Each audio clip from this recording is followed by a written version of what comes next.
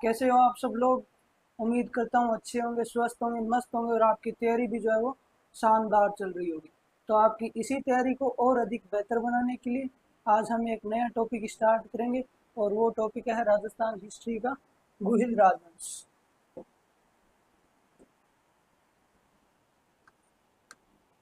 क्या नाम है टॉपिक का? गुहिल राजवंश।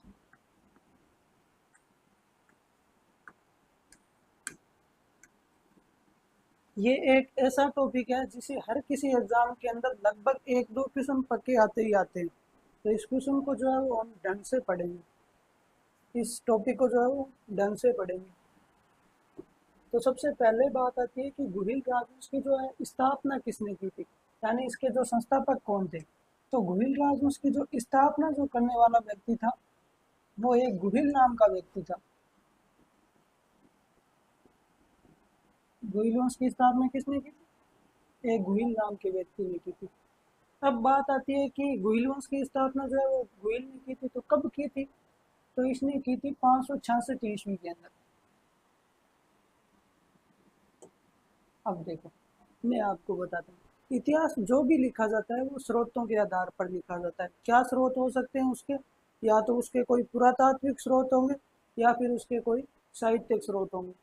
पुरातात्विक स्रोत कौन से स्रोत?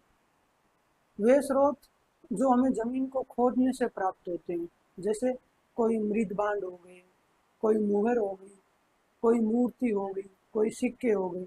ये सारे क्या होते हैं? पुरातात्विक स्रोत। साहित्यिक स्रोत वे स्रोत जिनकी कुछ ना कुछ लिपि होती है, यानी वो हमें लिखित रूप के अंदर प्राप्त होते हैं, जैसे कोई अभिलेख हो गया, कोई किताबें हो गई। ये सारे कौन से स्रोत होते हैं? साहित्यिक स्रोत। तो अब बात आती है कि गुहिल वंश की स्थापना जो है वो 566 ईस्वी के अंदर गुहिल ने की थी। इसकी जानकारी के आपके पास क्या स्रोत है?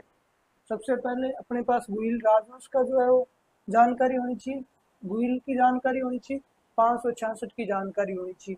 तो अपने उदयपुर के अंदर एक जगह पड़ती है सामोली। कहाँ पर जगह पड़ती है? उदयपुर के अंदर। और यहाँ से एक अभिलेख प्राप्त हुआ है। जहाँ से अभिलेख प्राप्त होते हैं उस अभिलेख का नाम उस स्थान के नाम पर रख दिया जाता है, सामोली अभिलेख। कहाँ से प्राप्त हुए? उदयपुर से। और इस अभिलेख के अंदर जो टाइम बताया गया है वो बताया गया है 646 ईस्वी, 646 एडी। हम देख, सबसे पहले बात आती है कि अभिलेख कहते किसे हैं।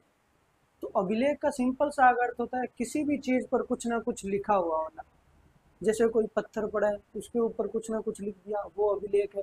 जैसे कोई एक पत्थर की लंबी शिला है उसके ऊपर कुछ लिख दिया तो उसे कहते हैं शिलालेख।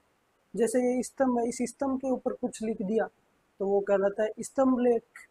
जैसे सोने के बर्तनों के ऊपर कुछ लिखा दिया, स्वर्ण लेख। चांदी के बर्तनों के ऊपर कुछ लिखा दिया, रजत लेख। तांबे के बर्तनों के ऊपर कुछ लिखा दिया, ताम्र लेख। गुफा के अंदर कुछ लिखा दिया, गुहा लेख। तो अभिलेख का सामान्य अर्थ क्या होता है? कुछ ना कुछ चीजें लिखी होती है उसके अंदर। तो इस अभिलेख के अंदर क्या लिखा हो? इस अभिलेख के अंदर कुछ हमें राजाओं के नाम मिलते हैं। जैसे इस अभिलेख के अंदर सबसे पहले राजा का नाम मिलता है हमें गुहिल, फिर हमें मिलता है भोज, फिर नाम मिलता है महेंद्र, फिर नाम मिलता है नाग, फिर नाम मिलता है शिलादित्य। अंतिम राजा को नाम जो नाम मिलता है उस राजा का नाम है शिलादित्य। इसका मतलब ये अभिलेख किस राजा के शासनकाल का है? शिलादित्य के शासनकाल का। यानी जिस राजा की अंतिम जानकारी देगा वो अभिलेख उसी राजा के शासनकाल का होगा। तो इसका मतलब मेवाड़ के अंदर 646 के अंदर राज कौन कर रहा है? शिलादित्य। अब 646 ईस्वी से लेकर के 566 ईस्वी, 80 साल का टाइम पीरियड है और इसके अंदर राजा बने 4। तो अपने इतिहासकार औसत निकालते हैं कि एक राजा ने लगभग 20 साल तक राज किया होगा। होने में पॉसिबिलिटी ये भी हो सकती है कि एक राजा 50 साल राज करे, एक राजा 20 साल राज करे, एक राजा 7 साल राज करे और एक राजा जो है 3 साल राज करे। पर अपने ऑन एवरेज निकालते हैं कि एक राजा ने 20 साल तक राज किया होगा। इसका मतलब 646 में शिलादित्य राज कर रहा है, इससे 20 साल पहले। यानी 626 के अंदर राज कौन कर रहा है? नाग। इससे 20 साल पहले यानी 606 के अंदर राज कौन कर रहा है? महेंद्र। इससे 20 साल पहले यानी 586 के अंदर राज कौन कर रहा है? भोज। इससे 20 साल पहले यानी 566 ईस्वी के अंदर राज कौन कर रहा है? गुहिल। ये जानकारी यहाँ से तो प्रूफ हो गई कि गुहिल राजवंश की जो स्थापना है वो 566 ईस्वी ने गुहिल ने की थी। ये जानकारी में कौन सा अभिलेख देता है? शामोली अभिलेख। कब का है शामोली अभिलेख? तो ये अभिलेख है 646 ईस्वी का। किस राजा के शासनकाल का है? तो ये अभिलेख है शिलादित्य के शासनकाल का। अब एग्जामिनर थोड़ा सा क्वेश्चन डीप में जाता है और पूछता है शिलादित्य गुहिल का वंशज था। तो शिलादित्य जो गुहिल का वंशज था वो 5वीं पीढ़ी के अंदर हुआ। देखो, फर्स्ट पीढ़ी गुहिल की, सेकंड भोज की, थर्ड महेंद्र की, फोर्थ नाग की और फिफ्थ जो है वो शिलादित्य की। इसका मतलब शिलादित्य जो था वो गुहिल का 5वां वंशज था। ठीक। अब अभिलेख जो है वो खूब सारी जानकारियां देते हैं। जैसे कौन कौन से अभिलेख? राजनीतिक जानकारी देता है, सांस्कृतिक जानकारी देता है, आर्थिक जानकारी देता है और प्रशासनिक जानकारी देता है। इसका मतलब 646 ईस्वी के अंदर शिलादित्य राज कर रहा है। ये कौन सी जानकारी है? राजनीतिक जानकारी है। ये अभिलेख और जानकारी देता है। ये अभिलेख कहता है कि सिरोही के अंदर जगह पड़ती है बसंतगढ़। कहाँ पर पड़ती है? सिरोही के अंदर। कौन सी जगह पड़ती है? बसंतगढ़। वहां पर एक समुदाय रहा करता था, महाजन समुदाय।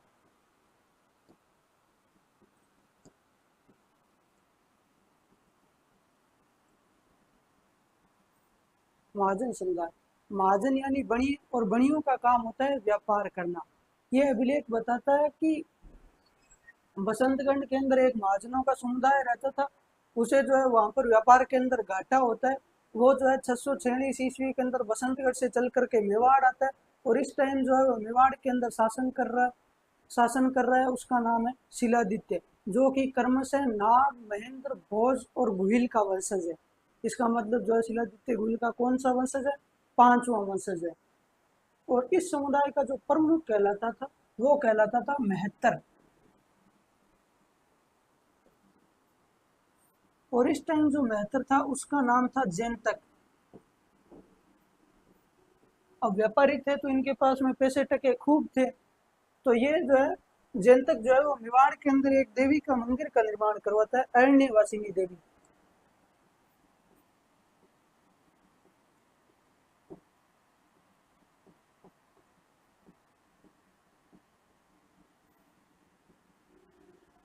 कौन सी देवी के मंदिर का निर्माण करवाता है? अरण्यवासिनी देवी, जिसे वर्तमान के अंदर कहा जाता है जावर माता मंदिर।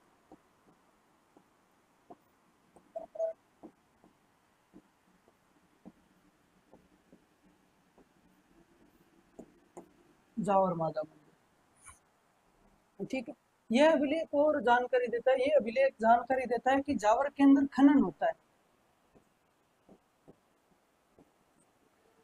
जावर के कौन से उद्योग की जानकारी देता है? खनन उद्योग की जानकारी देता है। हम आज भी जब राजस्थान जियोग्राफी पढ़ते हैं तब पढ़ते हैं कि जावर से शीशा, जस्ता और चांदी निकलता है। उस टाइम जो है वो केवल शीशा और जस्ता निकलता था, चांदी नहीं निकलता था। चांदी जो निकलनी प्रारंभ हुई वो राणा लाखा के शासनकाल के अंदर प्रारंभ हुई। तो खनन होता है, कौन सा खनन होता है? शीशे और जस्ते का। ठीक है। तो ये हो गई शामली अभिलेख के बारे में बात। तो पहले हमने पढ़ा कि गुहिल वंश की स्थापना जो है वो किसने की थी? गुहिल ने की थी। कब की थी? 566 ईस्वी के अंदर। यह जानकारी हमें कहाँ से प्राप्त होती है? तो शामली अभिलेख से। कहाँ का है शामली अभिलेख? उदयपुर का है। और कब का है? 646 ईस्वी का है। कौन से राजा के शासनकाल का है? तो वो है अपने शिलादित्य का। शिलादित्य गुहिल का कौन सा वंशज था? तो 5वां वंशज था। और शामली अभिलेख क्या जानकारी देते हैं? ये एक तो जो है जावर माता मंदिर या अरण्य वासिनी देवी के मंदिर की जानकारी देते हैं।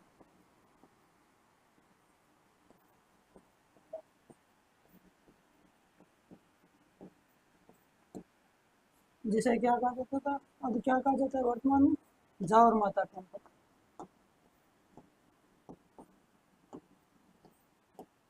वो चीजें आपको ध्यान नहीं रखनी है। बस एक आपको चीज ध्यान रखनी है कि महाजन समुदाय का जो प्रमुख कहलाता है वो कहलाता है मेहतर। ये अभिलेख और क्या जानकारी देता है? ये अभिलेख जानकारी देता है जावर के कौन से उद्योग की? खनन उद्योग की। और किसका खनन होता था वहां पर? शीशे और जस्ते का। ठीक है, तो ये हो गया आपका सामोली अभिलेख कंप्लीट। ठीक। अब जो है वो भूलों की उत्पत्ति से संबंधित कुछ विद्वानों के मत हैं।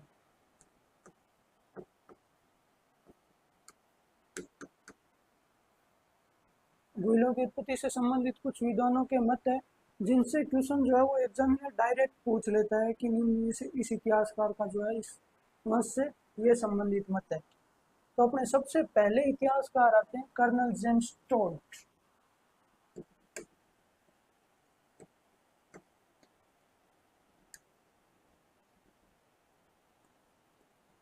कर्नल जेम्स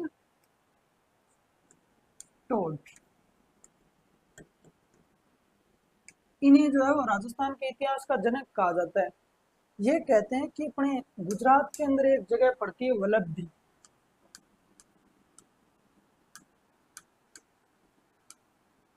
कहाँ पर जगह पड़ती है? गुजरात के अंदर। कौन सी जगह पड़ती है? वल्लभी। और इस जो वल्लभी का जो राजा है उसका नाम है शिलादित्य। वल्लभी के राजा का क्या नाम है? शिलादित्य। और इनकी जो रानी का नाम है उसका नाम है पुष्पावती। पुष्पावती। अपने गुजरात के टच करता है मेवाड़। जब मानो यहाँ पर गुजरात है तो यहाँ पर टच करता है मेवाड़। और मेवाड़ के अंदर एक मंदिर था माँ अम्बे का मंदिर।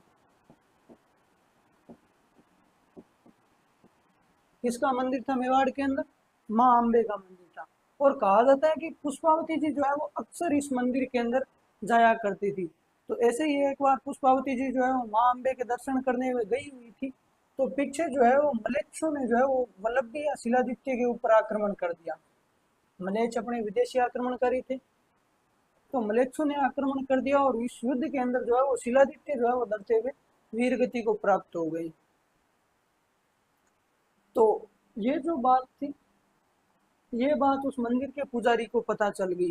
तो जैसे ही पुष्पावती जी उस मंदिर में माँ अम्बे के दर्शन करके वापस जाने लगती है तो मंदिर का पुजारी उन्हें रोकता है और कहता है कि पुष्पावती जी, आपके लिए एक दुखद घटना है। और वो घटना ये है कि आप जब यहाँ पर माँ अम्बे के दर्शन करने आई हुई थी तो पीछे से आपके राज्य के ऊपर मलेच्छों ने आक्रमण कर दिया और उस युद्ध के अंदर जो है वो शिलादित्य लड़ते हुए वीरगति को प्राप्त हो गए। तो अपने यहाँ पर एक प्रथा थी कि जिस भी महिला का पति युद्ध के अंदर लड़ता हुआ वीरगति को प्राप्त हो जाता है तो फिर वो महिला उस पति के पीछे सती हुआ करती थी, यानी अग्नि के अंदर बैठ करके स्वयं को जला दिया करती थी। तो पुष्पावती जी ने कहा अगर शिलादित्य लड़ते हुए वीरगति को प्राप्त हो गए हैं तो मेरे भी सती होने की तैयारी की जाए। तो मंदिर का पुजारी उन्हें वापस बताता है कि देखो अपने यहाँ पर एक प्रथा ये भी है कि जो भी महिला गर्भावस्था के दौरान होती है वो पहले बच्चे को जन्म देती है और उसके बाद में जो है वो सती हुआ करती है। इस टाइम जो है आप गर्भावस्था के दौरान हो तो आप इस टाइम सती नहीं हो सकते। तो पुष्पावती जी ने कहा थैंक यू, आपने मुझे यह बात याद दिलाई। मैं पहले इस बच्चे को जन्म दूंगी और उसके बाद में जो है अपना पतिव्रता धर्म यानी पूर्ण करूंगी, यानी सती हो जाऊंगी। तो पुष्पावती जी वापस जाए कहाँ पर? क्योंकि वल्लभी पर तो किसका अधिकार है? मलेच्छों का। तो पुष्पावती जी अपने मेवाड़ के अंदर एक गुफा थी उसके अंदर रुकते हैं और यहीं पर एक बच्चे को जन्म देते हैं। गुफा के अंदर बच्चे का जन्म हुआ इसलिए उसका नाम पड़ा गुहिल, या इसी बच्चे को हम और कहते हैं गुहादित्य। और यही गुहिल या गुहादित्य जो है वो आगे चल करके 566 ईस्वी के अंदर क्या करता है? गुहिल राजवंश की स्थापना करता है। तो अपने पापा अपने कर्नल जेम्स टोड क्या कहते हैं? कर्नल जेम्स टोड कहते हैं कि गुहिल जो है वो वल्लभी गुजरात के राजा शिलादित्य एवं उनकी रानी पुष्पावती जी के क्या है? वंशज है। अगले इतिहासकार आते हैं अपने अबुल फजल,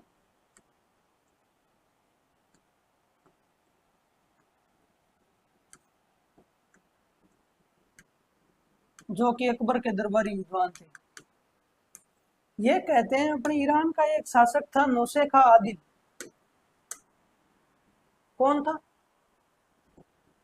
ईरान का शासक था नौशेखा आदिल।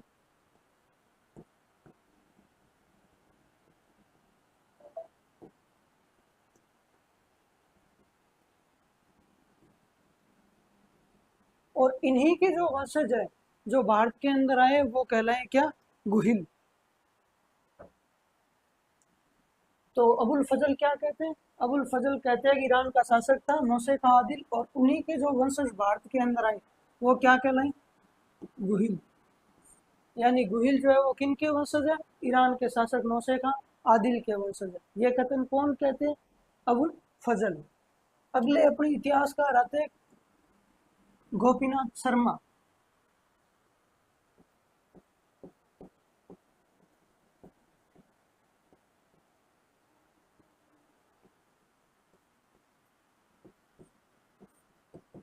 अगले इतिहासकार कौन होते हैं? गोपीनाथ शर्मा। गोपीनाथ शर्मा अपने ये कहते हैं कि गुहिल जो है वो ब्राह्मण है। कौन है गुहिल? गुहिल जो है ब्राह्मण है, यानी गुहिलों की उत्पत्ति किन से हुई है? ब्राह्मणों से हुई है। और इनके जो मत का समर्थन किया था, गोपीनाथ शर्मा के जो मत का समर्थन किया था वो अपने दो इतिहासकारों ने किया था।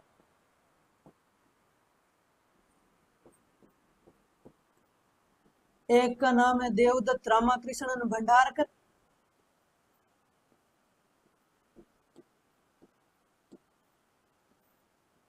और एक का नाम है मनोत नेणसी।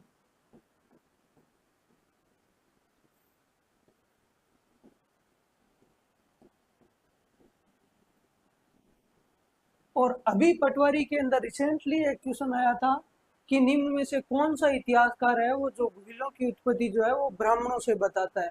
तो उसके अंदर ऑप्शन के अंदर दशरथ शर्मा भी थे और डीआर भंडारकर भी थे। तो उस क्वेश्चन का जो राइट आंसर होगा वो होगा डीआर भंडारकर, क्योंकि दशरथ शर्मा जो है वो केवल चौहानों की उत्पत्ति जो है वो ब्राह्मणों से बताते हैं।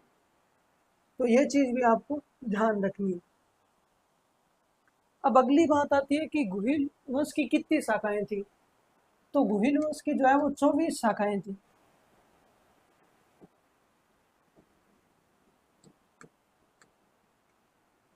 अब बात आती है सर 24 शाखाओं का क्या मतलब हुआ? इन शाखाओं का मतलब हुआ कि गुहिलों ने जो है वो 24 जगहों पर राज किया था। जैसे इनकी एक शाखा मेवाड़ के अंदर थी अपने, इनकी एक शाखा नेपाल चली गई, इनकी एक शाखा दक्षिण भारत चली गई, इनकी एक शाखा अपने सीकर के अंदर जगह पड़ती है चाकसू, वहां पर थी। ऐसे कुल मिला के इनकी कितनी शाखाएं थी? 24 शाखाएं थी। अब बात आती है कि गुहिल हिंदू तो थे। हिंदुओं के अंदर भी दो हिंदू होते हैं, एक सूर्यवंशी हिंदू होते हैं और एक जो है वो चंद्रवंशी हिंदू होते हैं। जो अपनी उत्पत्ति सूर्य से मानते हैं वो अपने आप को सूर्यवंशी कहते हैं, और जो अपनी उत्पत्ति जो है वो चंद्रमा से मानते हैं वो चंद्रवंशी कहलाते हैं। तभी तो अपने नारे इस प्रकार के लगते हैं ना कि जब तक सूरज चांद रहेगा राणा तेरा नाम रहेगा। तो ये जो गुहिल जो थे वो ये सूर्यवंशी हिंदू थे। कौन से हिंदू थे गुहिल? सूर्यवंशी हिंदू थे।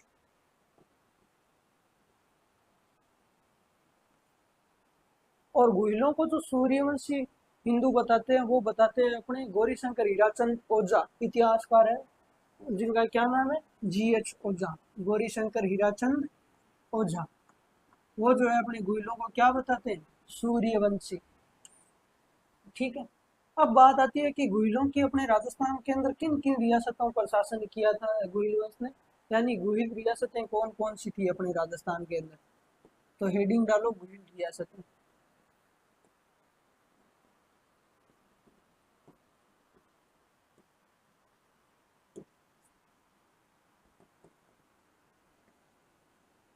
सबसे पहली रियासत जो इनकी थी वो थी मेवाड़।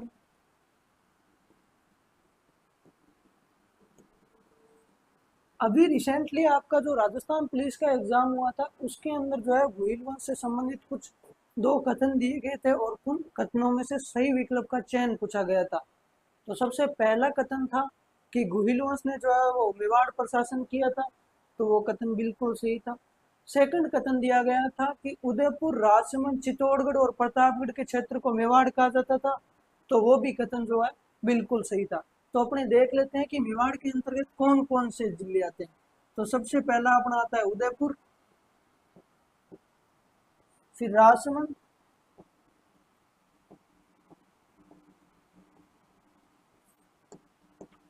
चित्तौड़गढ़,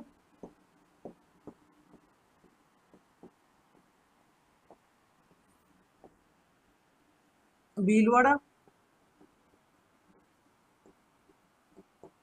और एक जो भी रिसेंटली बना था सलूम्बर।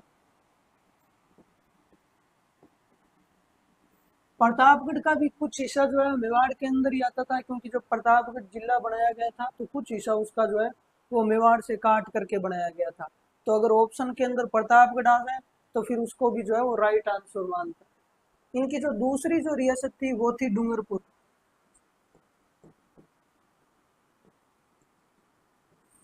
इनकी तीसरी जो रियासत थी वो थी बांसवाड़ा।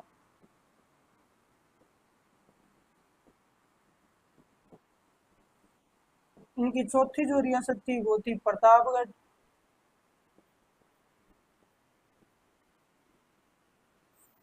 और पांचवी जो रियासत थी इनकी, और सबसे छोटी जो रियासत थी वो थी शाहपुरा। इसके अंदर भी गुहिल राजवंश की सबसे बड़ी रियासत पूछ ले तो वो थी आपकी मेवाड़, और सबसे छोटी रियासत पूछ ले तो वो थी आपकी शाहपुरा। तो अभी तक हमने क्या क्या पढ़ा? अभी तक हमने सबसे पहले किया था अपना गुहिल राजवंश स्टार्ट। तो सबसे पहले गुहिल वंश की स्थापना किसने की थी? तो गुहिल नाम के व्यक्ति ने की थी। कब की थी? तो वो की थी अपने 566 ईस्वी के अंदर। यह जानकारी हमें कहाँ से मिलती है? तो सामोली अभिलेख से मिलती है। सामोली अभिलेख कब का है? तो 646 ईस्वी का है। किस राजा से संबंधित है? तो शिलादित्य से संबंधित है। और क्या जानकारी देता है यह अभिलेख? यह अभिलेख एक तो जावर माता टेम्पल, और एक जो है वो जावर के माइनिंग इंडस्ट्री की जानकारी देता है, यानी जावर के खनन उद्योग की जानकारी देता है। फिर आगे हमने पढ़ा गुहिलों की उत्पत्ति से संबंधित कुछ इतिहासकारों के मत। सबसे पहला मत किनका आता है? कर्नल जेम्स टोड का, जिन्हें अपने राजस्थान के इतिहास का क्या कहते हैं? जनक। वो जो अपने गुहिलों की उत्पत्ति मानते हैं वो वल्लभी गुजरात के राजा शिलादित्य व उनकी रानी पुष्पावती से मानते हैं। अगले इतिहासकार आते हैं अपने अबुल फजल। वो क्या कहते हैं? वो कहते हैं कि ईरान का एक शासक था नौसे का आदिल, उन्हीं के जो वंशज भारत के अंदर आए वो कहलाए गुहिल। तो गुहिलों की उत्पत्ति अबुल फजल किन से मानता है? तो ईरान के शासक नौसे का आदिल से मानता है। फिर अगले इतिहासकार आए अपने गोपीनाथ शर्मा, जो गुहिलों की उत्पत्ति किन से मानते हैं? ब्राह्मणों से मानते हैं। और इनके जो मत का समर्थन किसने किया था? तो एक अपने किया था डी आर भंडारकर, और एक अपने किया था मुहणोत नेणसी ने। फिर हमने पढ़ा कि गुहिल वंश की कितनी शाखाएं थी? तो गुहिल वंश की जो है वो अपने 24 शाखाएं थी। फिर हमने पढ़ा गुहिल कौन से हिंदू थे? तो गुहिल जो है वो सूर्यवंशी हिंदू थे। और गुहिलों को सूर्यवंशी बताने वाले इतिहासकार कौन थे? तो वो थे अपने गौरीशंकर हीराचंद ओझा। ठीक है। फिर हमने देखी गुहिल रियासतें। राजस्थान के अंदर गुहिलों की कितनी रियासतें थी? तो 5 रियासत थी। सबसे पहली रियासत कौन सी थी? मेवाड़। दूसरी डूंगरपुर। तीसरी जो है वो बांसवाड़ा। चौथी जो है आपकी प्रतापगढ़। और पांचवी जो थी आपकी शाहपुरा। अगर राजस्थान के अंदर मेवाड़ मेवाड़ गुहिल वंश की सबसे बड़ी रियासत पूछ ले तो वो थी आपकी मेवाड़, और सबसे छोटी जो रियासत पूछ ले वो थी अपनी शाहपुरा। अब एक एक रियासत का इतिहास पढ़ते हैं। तो सबसे पहले आप हेडिंग डालिए मेवाड़ का इतिहास।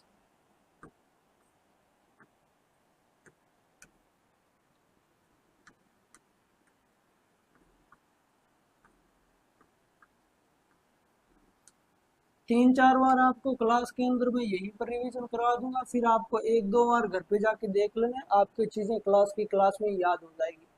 और एक आप काम कीजिए, जो आपको आज पढ़ाया है उसका आज ही आप याद कीजिए, रट्टा मारिए उसका, और फिर जो है वो कल वापस इसका रिवीजन कर लेंगे नेक्स्ट क्लास के अंदर। तो इस गुहिल वंश मेवाड़ का इतिहास शुरू करते हैं। सबसे पहले आपको पता है मेवाड़ के अंदर कौन सा वंश था? तो मेवाड़ के अंदर गुहिल वंश था। भुइल वंश का शासन था।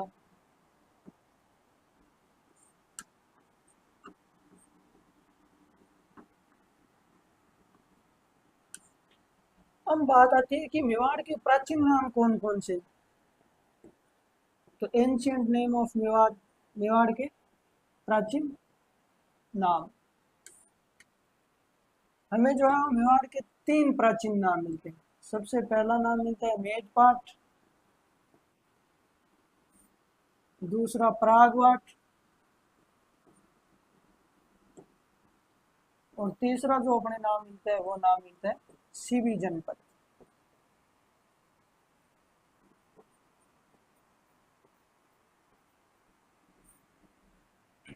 देखो मैं आपको एक एक से समझाता हूँ। पहला नाम क्या है, मेदपाट। पाट का तो सामान्य अर्थ होता है क्षेत्र, ठीक है। कहा जाता है कि यहाँ पर प्राचीन काल के अंदर कोई मेद, मेव या मेड़ नाम की कोई जाति रही होगी।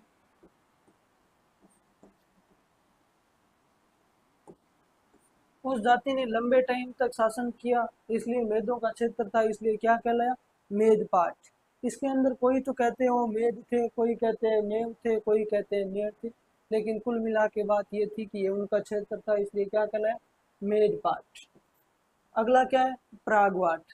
अब जो आप देखोगे कि उदयपुर, राजसमंद, चित्तौड़गढ़ ये है, ये पहाड़ी क्षेत्र है, और पहाड़ी क्षेत्रों को कहा जाता है प्रागवाट। अगला नाम क्या है, सीवी जनपद। जनपद का तो सामान्य अर्थ होता है राज्य, और सीवी जो थी वो बेसिकली एक पंजाब की जाति थी। जब 326 ईसा पूर्व के अंदर ग्रीस का राजा अलेक्जेंडर, जिसे हम भारतीय कहते हैं सिकंदर, जब पंजाब पर आक्रमण करता है तो सीवी जनजाति वहां से हार जाती है, और वहां से हार करके वो मेवाड़ के अंदर आकर के बस जाती है। लंबे टाइम तक सीवियों ने शासन किया, इसलिए सीवियों का राज्य था, तो इसलिए नाम क्या पड़ा, सीवी जनपद। प्रागवाट हमें इसका ऐसे भी नाम मिलता है कि अपने एमपी के अंदर एक जगह पड़ती है जबलपुर, वहां पर बहुत सारे घाट बने हुए हैं, उनमें से एक घाट है भेड़ा घाट। वहां से हमें एक अभिलेख मिला है, वो एक अभिलेख रानी का है। उस अभिलेख के अंदर वो रानी लिखाती है कि मैं फलाने राजा की रानी यहाँ पर इस मंदिर का निर्माण करवा रही हूँ। वो कुछ अपनी जानकारी देती है, फिर वो आगे लिखाती है कि मैं प्रागवाट की राजकुमारी हूँ, और वो अपनी 3 पीढ़ियों के नाम देती है, और जो 3 पीढ़ियों के नाम है वो अपने मेवाड़ के राणाओं के नाम है। इसका मतलब मेवाड़ के अंदर प्राचीन, मेवाड़ को प्राचीन काल के अंदर क्या कहा जाता होगा, प्रागवाट कहा जाता होगा, और यहाँ की कोई राजकुमारी रही होगी जिसकी शादी कहाँ पर की गई हो, एमपी जबलपुर के अंदर, ठीक है। तो ये हो गए मेवाड़ के प्राचीन नाम। अब मेवाड़ के अंदर सबसे शक्तिशाली शासक जिसका नाम हम बार बार पढ़ते हैं, उसका नाम था बप्पा रावल।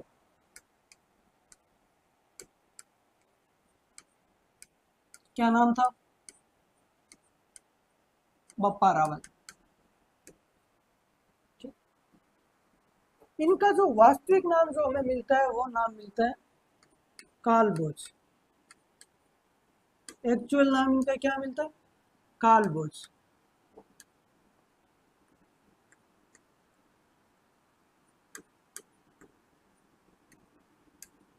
ये जो इनका कालभोज जो नाम मिलता है, वो नाम मिलता है कुंभलगढ़ प्रशस्ति के अंदर।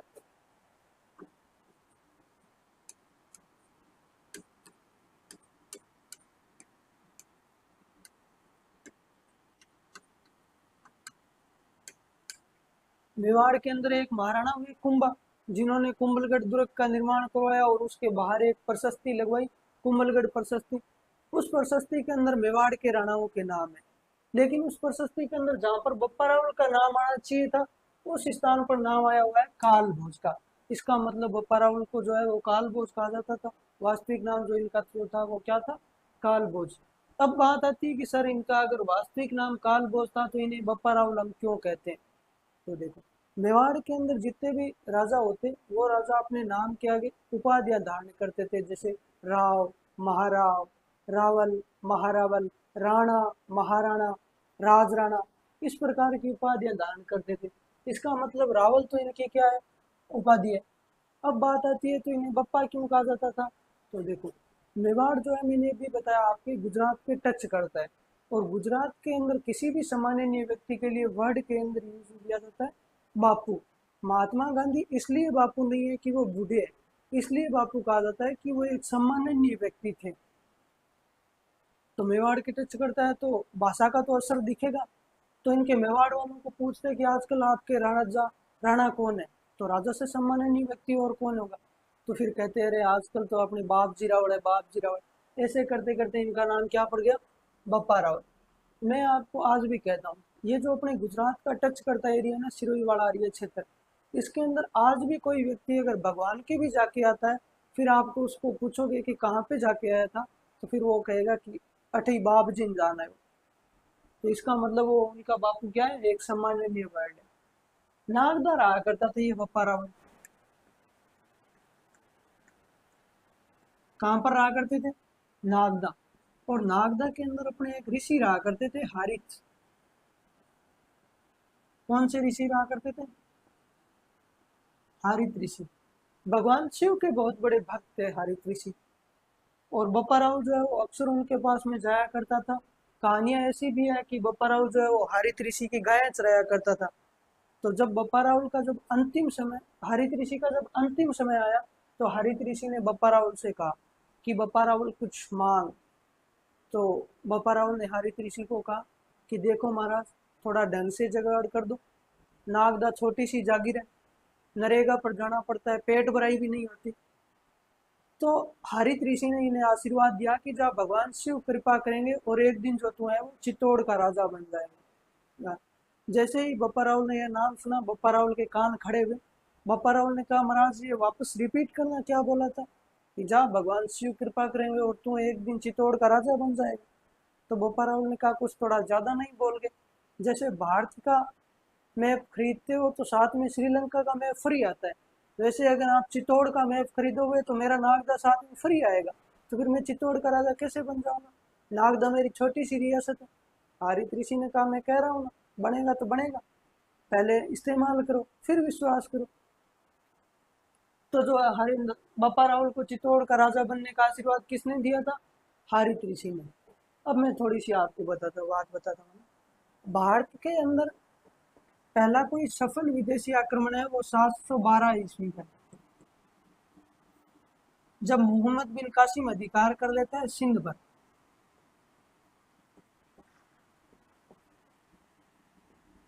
कहां पर अधिकार कर लेता है मोहम्मद बिन कासिम, सिंध पर। और अपने सिंध के टच करता है राजस्थान, बाड़मेर जैसलमेर से आगे क्या शुरू हो जाता है, सिंध। अब मानो मोहम्मद बिन कासिम या उसके उत्तराधिकारियों को अपने साम्राज्य को आगे बढ़ाना है, तो आगे किधर बढ़ेंगे, राजस्थान की तरफ। और राजस्थान के अंदर सबसे बड़ा दुर्ग कोई था, वो था चित्तौड़गढ़। यानी राजस्थान के ऊपर अधिकार करना है तो सबसे पहले आपको कहाँ पर अधिकार करना होगा, चित्तौड़गढ़ पर। और इस टाइम जो है वो चित्तौड़गढ़ के अंदर एक मौर्य राजा राज कर रहा था, मान मौर्य। ये जो था ये बप्पा रावल का मामा था और धाप के बेलखना व्यक्ति था ये। इसके अंदर राजा बनने के गुण नहीं थे, नाम मात्र। तो इसके जो मंत्री थे उन मंत्रियों को लगा कि थोड़े टाइम पहले जो है वो सिंध जो है वो अरबों के हाथ में चला गया। ये जो मुस्लिम आए थे ये अरब देश से आए थे। और अब जो वो अगला आक्रमण करेंगे वो राजस्थान की तरफ करेंगे। और राजस्थान के अंदर सबसे बड़ा किला जो है वो है चित्तौड़गढ़। यानी वो सबसे पहले अधिकार कहाँ करेंगे, चित्तौड़गढ़ पर। और हमें नहीं लगता कि ये जो मान मौर्य जो है वो इस आक्रमण को संभाल पाएंगे। तो इनके जो मंत्री है वो बप्पा रावल के पास में जाते हैं और बप्पा रावल को ये सब बात बताता है। तो बप्पा रावल कहता है कि आप तो ये बताओ कि मैं क्या करूं। तो इन मानमौर्य के जो मंत्री थे उन मंत्रियों ने कहा कि हम तो कहते हैं कि मामा जी को लगाओ साइड में और खुद बन जाओ चित्तौड़ के राजा। ये जो बात हो रही है ये 734 ईस्वी की बात हो रही है। बप्पा रावल ने कहा सच में आप जो है मुझे चित्तौड़ का राजा बनाने चाहते हो। मंत्रियों ने कहा हम तो आए इसलिए कि ताकि आप उधर से मुस्लिम आक्रमण हो तो उनका सामना कर पाओ। तो बप्पा रावल ने मन ही मन में कहा कि थैंक यू हरित ऋषि, क्योंकि आशीर्वाद किसने दिया था, हरित ऋषि ने। तो 734 ईस्वी के अंदर बप्पा रावल किसे हरा करके चित्तौड़ पर अधिकार कर लेता है, मान मौर्य पर आकर अधिकार कर लेता है। अब बप्पा रावल नया नया राजा बना ही था, उधर से मुस्लिम आक्रमण होने वाले थे। तो बप्पा रावल जो है वो इन मुस्लिम आक्रमणों का सामना करता है। और भारत के अंदर घुसने से पहले इन मुस्लिमों का जो अड्डा था वो था अफगानिस्तान के अंदर एक जगह पड़ती है गजनी। कहाँ पर जगह पड़ती है? अफगानिस्तान के अंदर। तो बप्पा रावल ने कहा इन्हें वापस वहीं पहुंचा दो जहां से ये आए थे। तो बप्पा रावल जो है वो मुस्लिमों को हराते हुए गजनी तक चला जाता है। ना केवल मुस्लिमों को वहां तक हराता है बल्कि उस टाइम गजनी पर अधिकार करता है। गजनी का राजा था सलीम। गजनी का राजा कौन था? सलीम। गजनी के राजा सलीम को हटाता है और वहां पर जो है अपना नया जो राजा बनाता है वो बनाता है अपनी भांजे को। क्योंकि खुद किसको हटा के राजा बना था? मामा जी को। तो बप्पा रावल ने सोचा कि कल को अपना भांजा अपने को हटा के राजा बने, इससे पहले ही जो है इसे राजा बना दो। तो अपने अभी तक बप्पा रावल के बारे में क्या पढ़ा? हमने पढ़ा कि बप्पा रावल का जो वास्तविक नाम था वो काल बोस था। कौन सी प्रशस्ति के अंदर मिलता है? तो ये जो नाम हमें कुंभलगढ़ प्रशस्ति के अंदर मिलता है। फिर हमने पढ़ा बप्पा रावल कौन से ऋषि का अनुयायी था? तो हारित ऋषि का अनुयायी था। बप्पा रावल ने जो है वो 734 ईस्वी में कौन से शासक को हराकर चित्तौड़ पर अधिकार किया था? तो मान मौर्य को। बप्पा रावल जो है वो मुस्लिम सेना को हराते हुए कहाँ तक चला गया था? गजनी तक। गजनी के कौन से राजा को हटाया? सलीम को। और गजनी का नया राजा किसे बताया? अपने भांजे को। भांजे का नाम नहीं मिलता, बस केवल यही मिलता है कि बप्पा रावल ने जो है वो गजनी के शासक सलीम को हटा करके अपने भांजे को राजा बना दिया था। ठीक है। तो अब देखो, ये जो गजनी वाला अभियान था ये एक बड़ा अभियान था। और जब भी सेना ऐसे बड़े अभियान के लिए जाती तो किसी एक स्थान पर सेना जो है वो अपना डेरा डालती थी, यानी रुकती थी। और जिस स्थान पर सेना रुकती थी वो स्थान कहलाता था छावनी। तो इस बप्पा रावल ने जो है वो अपनी एक सेना को एक स्थान पर रोक के रखा था पंजाब के अंदर, ताकि उधर से वापस मुस्लिम आक्रमण हो तो उनका जो है वो सामना कर पाए। तो धीरे धीरे सेना रुकी थी तो धीरे धीरे वहां पर गांव बस गया। और पंजाबी भाषा के अंदर गांव को कहा जाता है पिंड। बप्पा रावल की सेना रुकी थी इसलिए गांव का नाम पड़ा रावल दा पिंड। रावल दा पिंड करते करते आजकल हम इसे कहते हैं रावलपिंडी। वर्तमान के अंदर यह पंजाब पाकिस्तान के अंदर पड़ता है। ठीक है। तो बप्पा रावल के कारण कौन से शहर का नामकरण हुआ है? तो रावलपिंडी शहर का नामकरण हुआ है। अपने एक इतिहासकार हुए हैं बहुत अच्छे, सीवी वैद्य, चिंतामणि विनायक वैद्य, जिन्हें हम शॉर्ट फॉर्म के अंदर क्या कहते हैं? सीवी वैद्य। ये कहते हैं कि ये जो मैंने भी बताया मुस्लिम जो ये कहाँ से आए थे? अरब देश से। तो ये कहते हैं कि जिस टाइम जो मुस्लिम है वो भारत पर आक्रमण कर रहे थे, उसी टाइम सेम टाइम जो है वो बरोबर यूरोप पर भी आक्रमण कर रहे थे। कहाँ कहाँ पर आक्रमण कर रहे थे?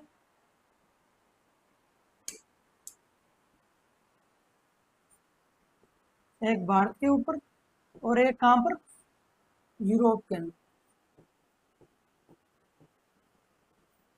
भारत के अंदर सबसे पहले कोई मुस्लिमों को हराने वाला व्यक्ति था, उसका नाम था बप्पा रावत।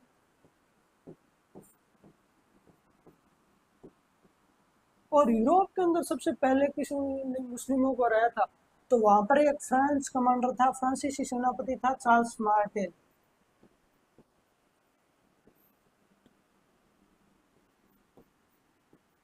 कौन सा सेनापति था? फ्रांसीसी। क्या नाम था फ्रांसीसी सेनापति का? Charles Martel. कौन से देश का था चार्ल्स मार्टेल? फ्रांस का। और उसने सबसे पहले मुस्लिमों को हराया कहाँ पर था? यूरोप के अंदर। इसका मतलब दोनों ने सेम काम किया। जिसका मार्टेल चार्ल्स मार्टेल ने किया वही काम जो बप्पा रावल ने किया। तो इसलिए जो है वो अपने सीवी वैद्य जो है वो बप्पा रावल की तुलना फ्रांसीसी सेनापति चार्ल्स मार्टेल के साथ भी करते हैं। अब बप्पा रावल ने जो अपनी राजधानी जो बनाया था वो बनाया था नागदा को।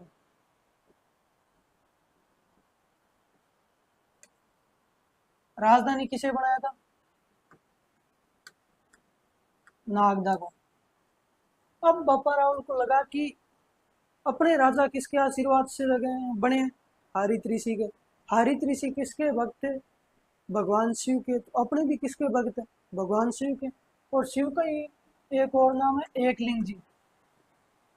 तो वो अपने मेवाड़ के अंदर एकलिंग जी मंदिर का निर्माण करवाता है। कौन से मंदिर का निर्माण करवाता है? एकलिंग जी के मंदिर का निर्माण करवाता है। कहाँ पर करवाता है? नागदा के अंदर। नागदा कहाँ पर पड़ती है? उदयपुर के अंदर। ठीक है। और अपने भारत के अंदर आज दिन तक यह परंपरा प्रचलित है कि हम अच्छा बुरा जो भी काम करते हैं उसका क्रेडिट हम भगवान को देते हैं। मानो कोई अच्छा काम करता है तो भी कहता है कि ये काम मैंने थोड़ी किया है, करवाने वाला भगवान है। कोई बुरा काम करता है वो भी यही कहता है कि ये काम मैंने थोड़ी किया है, ये काम करवाने वाला भगवान है। तो पहले राजा महाराजा भी ऐसा किया करते थे।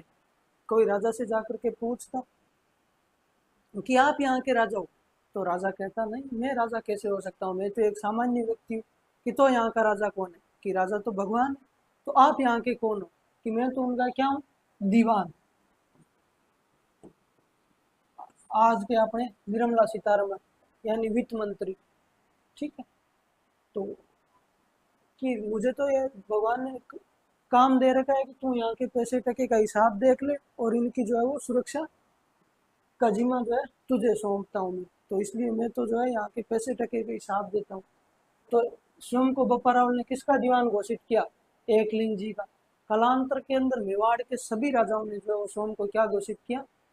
एकलिंग जी का दीवान। और ये जो है वो अक्सर हर किसी राजा के साथ में होता था। जैसे आप जयपुर वालों से पूछोगे कि आप यहाँ के राजा हो, तो वो कहते नहीं, यहाँ के राजा गोविंद देव जी है, हम तो उनके दीवान हैं।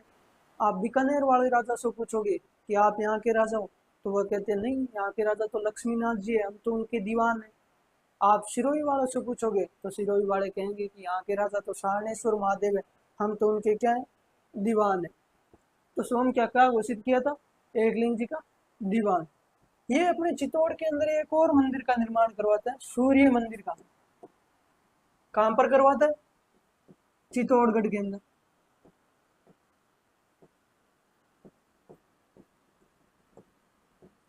कौन से मंदिर का निर्माण करवाता है? सूर्य मंदिर का। कालांतर के अंदर आक्रमणकारियों ने सूर्य मंदिर के अंदर जो मूर्ति थी उसको तोड़ दिया। तो फिर वापस सूर्य भगवान की मूर्ति तो मिली नहीं। तो किसी ने कहा वहां पर वो कालिका माता की मूर्ति पड़ी है, वो ला करके इसके अंदर जो है वो इस्टेब्लिश कर दो। तो कालांतर के अंदर इसके अंदर कालिका माता की मूर्ति लगाई गई। तो इसका वर्तमान स्वरूप जो है उस मंदिर का, यह कालिका माता मंदिर है। वर्तमान के अंदर सूर्य मंदिर को क्या कहा जाता है? कालिका माता मंदिर। अब यहाँ से एग्जामिनर आपको तीन टाइप के क्वेश्चन पूछ सकता है। सबसे पहला तो कि सूर्य मंदिर का निर्माण किसने करवाया था? तो बप्पा रावल ने। सूर्य मंदिर का वर्तमान स्वरूप कहलाता है कालिका माता मंदिर। कालिका माता मंदिर का प्राचीनतम स्वरूप है सूर्य मंदिर। कालिका माता मंदिर का निर्माण किसने करवाया था? बप्पा रावल ने। कालिका माता मंदिर है कहाँ पर?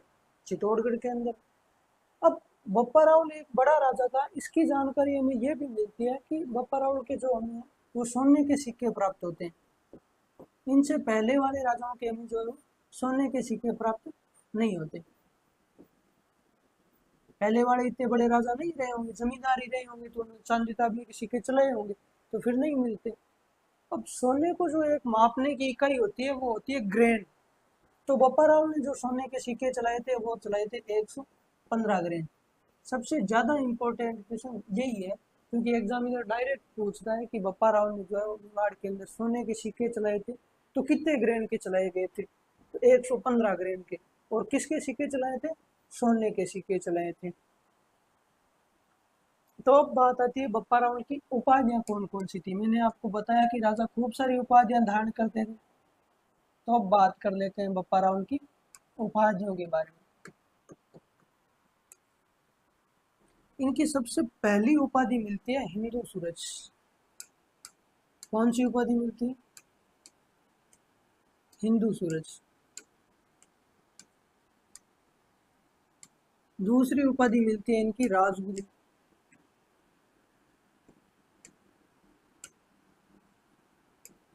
और तीसरी जो इनकी उपाधि मिलती है वो मिलती है चक्रवर्ती। देख, मैं आपको एक एक समझाता हूँ।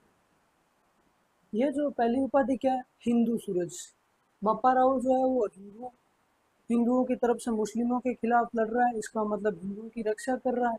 और हर कोई राजा ये जो अपनी उपाधि धारण ही करते थे, हिंदू सूरज, हिंदू पद, हिंदू बादशाह, ये सारी उपाधियां राजा क्या करते थे, अक्सर धारण करते थे। दूसरी इनकी उपाधि क्या है, राजगुरु। मैंने आपको बताया कि बप्पा राव जो है वो मुस्लिमों को हराते हुए कहाँ तक चला गया था, गजनी अफगानिस्तान तक चला गया था। तो जब इसने ये अफगान अभियान किया था तो ये अकेला नहीं था, ये अपने आसपास के राजाओं को अपने साथ में लेकर के गया था। तो इसका मतलब ये राजाओं का पथ प्रदर्शक है, राजाओं को बता रहा है कि आपको किस प्रकार से लड़ना है। तो इसका मतलब ये राजाओं का गुरु है, इसलिए इसे क्या कहा जाने लगा, राजगुरु। अगला नाम क्या, चकवे। हिंदी के अंदर एक टर्म आती है चक्रवर्ती,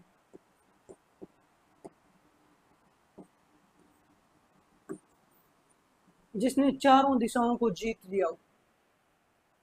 अगर हम घर के अंदर दादा दादी के पास में बैठते हैं तो फिर वो हमें कहानियां सुनाते हैं कि भगवान राम ने जो है वो चकवे राज किया था। इसका मतलब चकवे कोई स्थान नहीं है, चकवे का अपना जो है चक्रवर्ती का ही राजस्थानी फॉर्म जो है वो क्या कहलाता है, चकवे कहलाता है। इसका मतलब है भगवान राम ने जो है वो चारों दिशाओं की ओर राज किया था।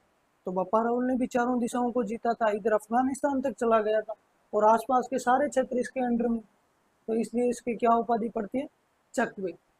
अब बप्पा राहुल ने जो है वो अंतिम दिनों के अंदर बप्पा राहुल ने सोचा कि ये महफिल जो है अपने काम की नहीं। तो अंतिम दिनों में बप्पा राहुल ने अपने जीते से ही अपने बेटे खुमान को राजा बना दिया था। किसको राजा बना दिया था, खुमान को। और सोम ने क्या धारण कर लिया था, संन्यास।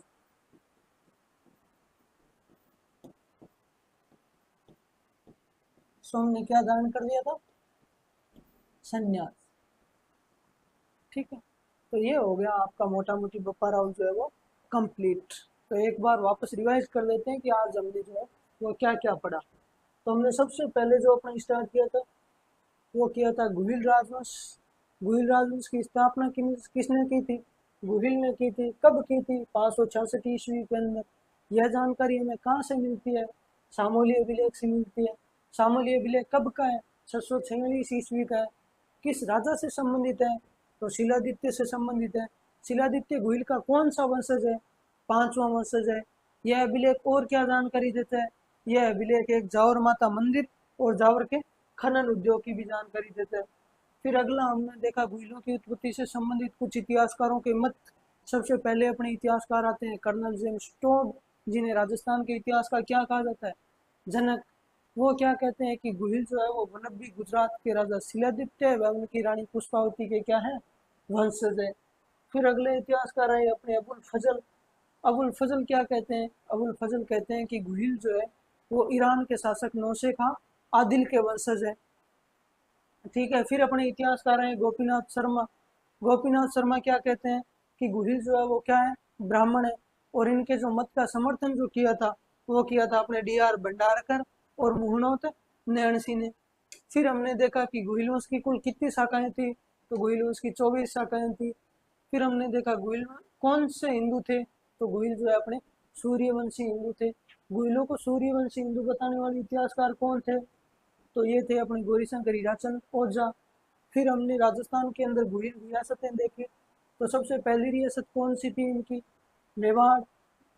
फिर कौन सी थी, डूंगरपुर। फिर बांसवाड़ा। फिर प्रतापगढ़। फिर जो इनकी रियासत थी वो थी शाहपुरा।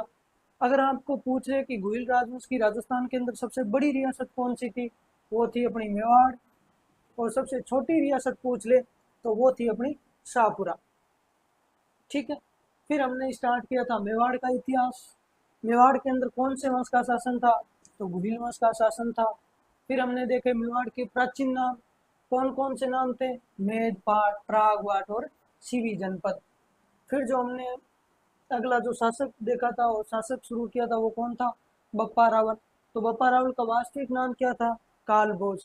कौन सी प्रशस्ति के अंदर ये नाम मिलता है, कुंभलगढ़ प्रशस्ति के अंदर। आपको ये ध्यान रखना है क्योंकि एग्जामिनर डायरेक्ट क्वेश्चन यहाँ से उठा सकता है कि कालभोज नाम निम्नलिखित में से किस प्रशस्ति के अंदर मिलता है, कुंभलगढ़ प्रशस्ति, राज प्रशस्ति, सारणेश्वर प्रशस्ति या फिर वैद्यनाथ प्रशस्ति। तो उसका जो राइट आंसर वो होगा वो होगा आपका कुंभलगढ़ प्रशस्ति। फिर हमने देखा कि बप्पा रावल कौन से ऋषि के अनुयायी थे, तो हरित ऋषि के अनुयायी थे। बप्पा रावल ने जो है कौन से शासक को हराकर चित्तौड़ पर अधिकार किया था, मौर्य शासक मान को हराकर चित्तौड़ पर अधिकार किया था। कब किया था, तो वो किया था अपने 734 ईस्वी को। बप्पा राउल जो है वो मुस्लिमों को हराते हुए कहाँ तक चले गए थे, तो अपने गजनी अफगानिस्तान तक चले गए थे। वहाँ के कौन से राजा को उठा दिया था, सलीम को, और वहाँ पर नया राजा किसे बनाया, अपने भांजे को। फिर हमने देखा कि बप्पा रावल के कारण कौन से शहर का नामकरण पड़ा था, तो रावलपिंडी शहर, जो कि वर्तमान के अंदर पंजाब पाकिस्तान के अंदर है। फिर जो हमने देखा कि इतिहासकार चिंतामणि विनायक वैद्य जो है वो बप्पा रावल की तुलना किन से करते हैं, तो इतिहासकार चिंतामणि विनायक वैद्य जो है वो बप्पा रावल की तुलना फ्रांसीसी सेनापति चार्ल्स मार्टेल से करते हैं। ठीक है। फिर हमने देखा कि बप्पा रावल ने जो है अपनी राजधानी कहाँ बनाया था, नागदा बनाया था। बप्पा रावल ने कहा भले ही मैं चित्तौड़ का राजा हूँ, पर अपनी राजधानी तो कहाँ पे रखूंगा, नागदा ही। फिर नागदा के अंदर कौन से मंदिर का निर्माण करवाता है, तो एकलिंग जी के मंदिर का निर्माण करवाता है। और स्वयं को क्या घोषित करता है, एकलिंग जी का दीवान। कालांतर के अंदर मेवाड़ के सभी राजाओं ने क्या घोषित किया था, स्वयं को एकलिंग जी का दीवान। मेवाड़ के सभी राजाओं ने क्या घोषित किया था, स्वयं को एकलिंग जी का दीवान घोषित किया था। फिर ये चित्तौड़गढ़ के अंदर कौन से मंदिर का निर्माण करवाता है, सूर्य मंदिर का, जिसे वर्तमान के अंदर क्या कहा जाता है, कालिका माता मंदिर। फिर जो इसने मेवाड़ के अंदर कौन से सिक्के चलाए थे, सोने के सिक्के चलाए थे। कितने ग्रहण के चलाए, 115 ग्रहण के। फिर जो हमने बात की इनकी उपाधियों के बारे में, सबसे पहले इनकी उपाधि कौन सी थी, हिंदू सूरज, फिर राजगुरु, फिर चकवे। फिर जो है वो बप्पा राव ने अंतिम दिनों में क्या धारण कर लिया था, संन्यास। और कौन से बेटे को राजा बना दिया था, अपने बेटे खुमान को राजा बना दिया था। तो ये था आज का अपना शुरुआती भूल राजवंश। मिलते हैं नेक्स्ट क्लास के अंदर। धन्यवाद। तब तक आप इसको जो